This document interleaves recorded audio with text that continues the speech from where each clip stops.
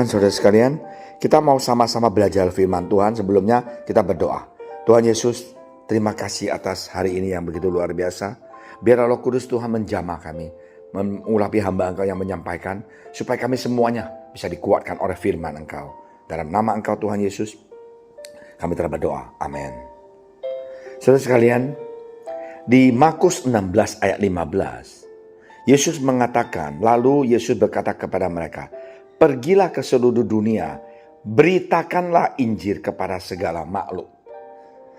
Dan ini perintah Yesus di Matius 28 ayat 19. Karena itu pergilah, jadikanlah semua bangsa muridku, dan baptislah mereka dalam nama Bapa, Anak, dan Roh Kudus. Nah, ini perintah Tuhan supaya murid-muridnya pergi menyampaikan Injil dan membawa banyak orang datang kepada Tuhan. Nah, ini mulainya dari mana? Yerusalem. Kemudian ke seluruh Yudea dan Samaria. Tetapi tidak diteruskan ke ujung bumi. Apa yang terjadi?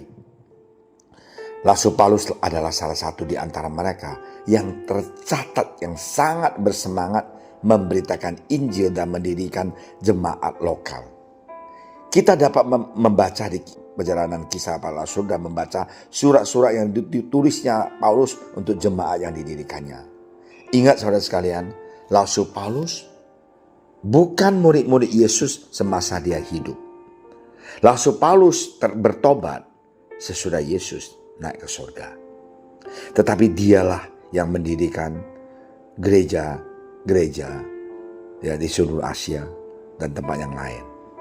Nah, saudara sekalian, kenapa terjadi para kaisar dan raja menganiayai orang Kristen? Awal dan mereka dipakai iblis yang bermaksud melenyapkan kekristenan yang baru mulai. Namun baik iblis maupun kaisar dan raja salah. Penganiayaan justru meningkatkan semangat orang Kristen awal. Kekristenan berkembang pesat di bawah penganiayaan. Motivasi orang menjadi Kristen dimurnikan. Tidak ada satu orang pun dalam situasi penganiayaan yang bisa berpikir menjadi Kristen agar kaya dan diberkati secara material dan jasmani. Mereka bersaksi terus dan mendukung pekerjaan Tuhan dengan menjual properti mereka, ya, menyumbang untuk apa? Berpuluhan untuk memberitakan Injil. Ingat saudara sekalian, iblis yang sangat licik ini akhirnya tahu bahwa kekristenan tidak bisa dikalahkan dengan penganiayaan. Tidak bisa dikalahkan dari luar. Dia tahu bahwa dia harus menyusup masuk untuk merusak kekristenan dari dalam. Iblis tahu dengan cara merusak pengajaran kekristenan, maka kekristenan akan terlihat besar dan hebat namun rusak di bagian dalam. Iblis bertindak menggabungkan gereja dengan negara sehingga terbentuk gereja-gereja dan semua baik dikristenkan dengan baptisan bohongan, ya, dengan meneteskan kepala dan minta maaf kepada pastor dan kepada pendeta dan tidak alkitabiah. Ya, iblis mengajar tentang kalau sudah jadi anak Tuhan pasti kaya. Itu tidak benar. Kita jadi anak Tuhan, kita cari Tuhan, bukan cari kekayaan. Karena yang paling penting itu bukan hanya uang dan posisi kita di dunia ini, tetapi kita mendapatkan hidup yang kekal. Tetapi iblis mulai masuk ke gereja-gereja, ikut gereja ini pasti kamu ketemu bos besar, ikut gereja ini pasti kamu dapat kerjaan yang enak.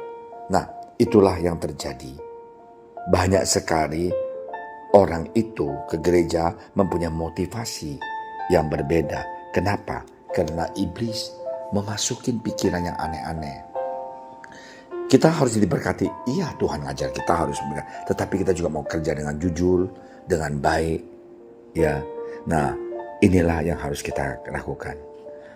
Mari saudara sekalian, mempunyai beban, lakukan mandat Tuhan Yesus, dan juga bekerja atau usaha dengan rajin dan baik, dengan jujur.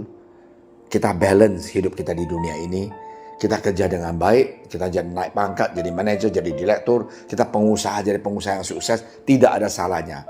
Tetapi kalau kita sudah sukses, ingat, jangan lupa untuk melayani Tuhan. Inilah penyakit yang paling besar di dalam kehidupan kekristenan zaman ini. Kenapa? Karena sibuk dalam proyek, sibuk dalam pekerjaan, sibuk dalam bisnis, tinggalkan semuanya pelayanan. Apa-apaan ini pelayanan? Ini adalah untuk orang yang gak punya duit. Tapi waktu dia susah, dia tidak tahu dia diselamatkan karena ada satu orang yang biasa-biasa berdoa buat dia, ajak dia ke gereja. Ingat, kita harus melakukan. We have to do it because somebody do it for us. Oke, mari kita berdoa. Terima kasih Tuhan Yesus atas firman Engkau hari ini. Perintahkan kita, Tuhan, untuk menyampaikan Injil Engkau ke seluruh dunia. Tuhan, maafkanlah kami. Kadang-kadang kami malas, tidak mau melayani. Tolonglah kami supaya kami punya hati yang berapi-api seperti Paulus menyampaikan Injil Engkau. Terima kasih Tuhan. Dalam nama Engkau Tuhan Yesus kami berdoa. Amin.